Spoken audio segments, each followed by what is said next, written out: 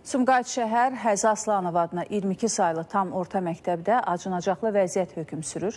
İddia olunur ki, məktəbdə təhlükəsizlik tədbirindən söhbət gedə bilməz. Məktəbin binasının içərisi və həyəti bərbad vəziyyətdədir. Əməkdaşlarımız qaynar xəttimizə daxil olan şikayət əsasında təhsil müəssisəsindəki vəziyyəti araşdırıb.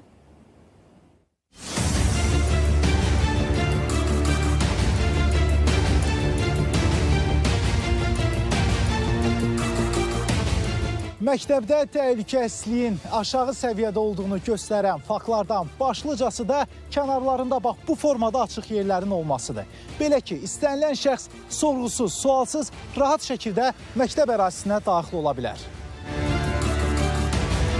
Sınıq salxaq qapı və pəncərələr, natəmiz sanitar qovşaq və mütəmadi olaraq kəsilən sular azyaşlıların da canını boğaza yığıb. Qapılar qırıq-qırıqdır, qapılarda söyüşlər yazılıb. Ayaq yollar pis gündədir, hər tərəfdə söyüşlər yazılıb. İlk baxışdan Bakı ətrafı və yaxud hansısa bir bölgədəki ot sahəsindəymişəm kimi görünsə də əslində mən Sumqayıt şəhər 22 saylı tam orta məktəbin İdman meydançasındayam. Maraqlıdır, hündürlüyü təxminən 4-cü, 5-ci sinif şagirdlərinin boyu qədər olan otların arasında şagirdlər necə idmanla məşğul olurlar? Meydançada çox vaxt oynamırıq, heç orada oynama yer yoxdur. Çünki orada tikan var, orada top oynasaq 2 dəqiqə sırası partlayır toplar. Çəkiliş zamanı məktəbin həyətində valideyn olmayan kifayət qədər şəxsi müşahidə etmək mümkündür. Şagird və valideynləri narahat edən vəziyyətlə bağlı suallarımızı məktəbin direktoru Tahirə Səfərovaya ünvanlamaq istəsək də, gəlişimizdən giriş qapısında xəbər tutan rəhbərliyin bizə münasibəti belə oldu.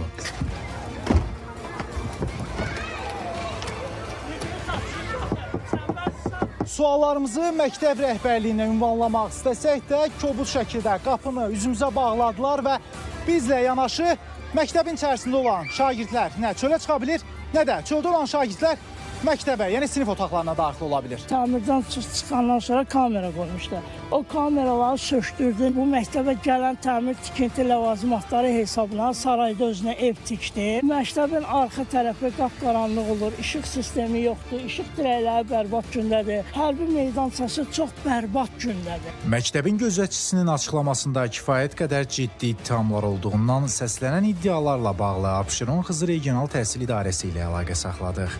Sumqayıt şəhər 22 nömrəli tam orta ümumi təhsil məktəbinin mövcud vəziyyətindən xəbərdarıq.